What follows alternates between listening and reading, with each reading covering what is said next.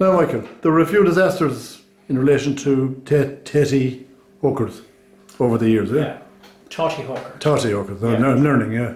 Yeah, well, it's the Scotch pronunciation. Tattie, yeah. Yeah, Tatties. So the big one was Kirkintulla. The big disaster, yeah, that was 1937. I was before I was born. But it's something that a lot of people spoke about. You'd almost feel that you were close by when the disaster occurred. It was almost like that it wasn't long since it happened. The feeling was such, and right to this day you'll get people that will shed a tear when you talk about the Kirkintulla disaster. What exactly happened? Do you know there was an investigation into that, and it was never proved conclusively what happened. There was a few different stories, all right, but nobody could prove exactly what happened. But seemingly they had just arrived that afternoon. The merchant or farmer had given coal and fuel to burn in a stove.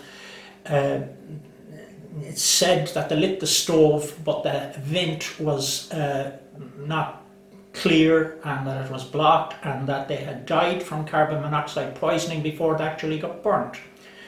Now, that's one version. I don't believe that version 100% because they were supposed to be found trying to get out a tiny window that was too high to get out of. They couldn't reach it. So that would mean to me that maybe they did die from carbon monoxide poisoning, but not in their beds. They wouldn't have. They knew there was a fire. Yeah. And how did they come to be locked into it? Well, because there was young children, the gaffer, because it was on a street in Kirkintulla, the gaffer were thinking that youngsters, and I did it myself at 15, I took off in the middle of the night, myself and my friends, and we'd go here and go there. And we managed to escape, you know. And it wasn't very safe when you think about it, because nobody knew where we were gone. That's right. And the gaffer looking after young children would have been thinking, if I let these kids out and something goes wrong, I'll be in deep trouble. So they say that there was a lock put on the door. And maybe there was a lock put on the door for security reasons. Not to lock them in. Yeah, it wasn't to tie them in and hold them down like a jail. It would be more for safety, and of course then when a fire starts inside and you can't get out because there's a bolt on the door, that's another thing. And how many died in it? 10 boys between the ages of 13 and 23. The oldest was 23, but mostly they were in their teens, you know, and under 16, a lot of them. And no girls? No girls. The girls were in the safe quarter. They were in a different section. Girls were on the other side. But there were sisters of boys that died in that fire there, and they were like young teenagers as well. And you could imagine the screams and the anxiety that those would have been experiencing there, and it must have been something terrible. And no psychological counselling at them times for any person that would be affected by that kind of disaster. Even if you weren't connected to them, I'm sure it was very, very traumatic. And I'm told that the people in Kirkintulla, quite a lot of them were traumatised by this. And I've seen a video on the internet by Paith News where they showed an 18-second shot of the bothy that was set on fire, and young children that looked like they might be 6, 7 and 8 years old viewing this burnt out ruin after a fire. To me, I think that would be not a great thing for young children to experience, but then children are very resilient and we don't know how it really affects them. But I thought that was something that the Scotch authorities had more or less slipped up on, you know. And but things are different then, weren't they? Yeah, they were different. They didn't have the same kind of thoughts that people have now. We're more concerned now about how people's life is afterwards. And did you know any of the relations of the people who were burnt there? No? I knew them all. There were some of them connected to me. My own wife's uncle was burnt in it. He was Thomas Catigan. Yeah. They say he hadn't been home for 2 years before because he was saving up money for some project that he had in mind or something like that. That was one story that I heard about it. I don't know how true that is, but you know, you hear them and you think, yeah, it's reasonable to think that, you know. And they recommissioned the train from Westport to Achill to bring the bodies back that time, didn't they? Yeah. Yeah, the line had actually closed down and they opened it up again to bring in the bodies. The last train to The Achill. last train to Achill, yeah. And Bodies. the first train was similar. The line was actually shut down.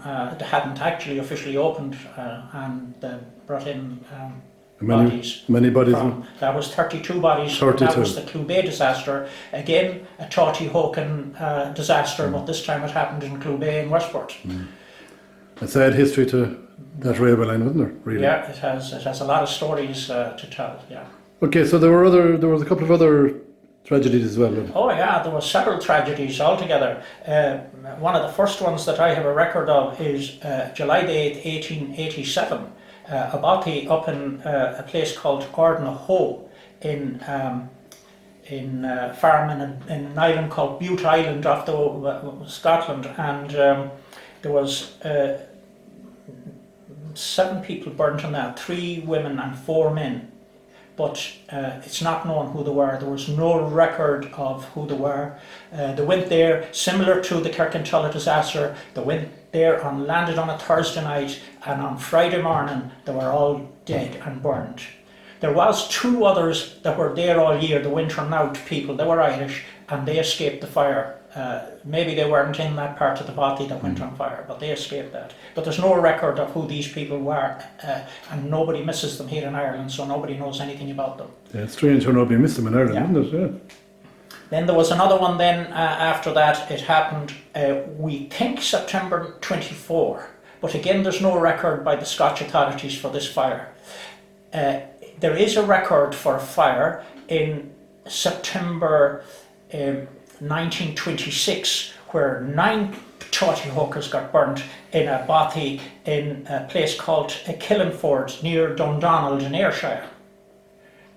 We don't know much about them. There's no names, no addresses, we have no idea much about them at all. The Scottish authorities obviously didn't think much about it, and the Irish authorities thought less, in my opinion, being their own people, and they didn't bother to check it out and see who they were or where they came from or why they were there, how long they were there, or, nothing known about them at all. I think that's really, really terrible. And then, of course, the Cloubet disaster, which was 1894, and there was 32 people burnt in that. They were drowned? Or drowned in that, yeah. And then there was an Ardenmore drowning. There was 19 boys drowned in Ardenmore in 1935. Brilliant. Both crossing, and they came from the same bothy that went on fire 2 years later that killed 10 boys in Kirkintilloch. They came out of that bothy, went home, and their boat sank on the way over to Ardenmore between Burtonport and Ardenmore, and 19 of them got drowned there. You don't hear so much about them, do you? No. I've never heard of them. Yeah, well, that's the kind of thing. People don't talk about them kind of things, but they're there in the minds of some people. And I suppose for me, because my father came from Donegal near Burtonport, I would be, I would know about it because of the stories from him. And that's the mall. Some relations and distant relations and things like that. That's the mall? That's all I know about. There's quite a lot.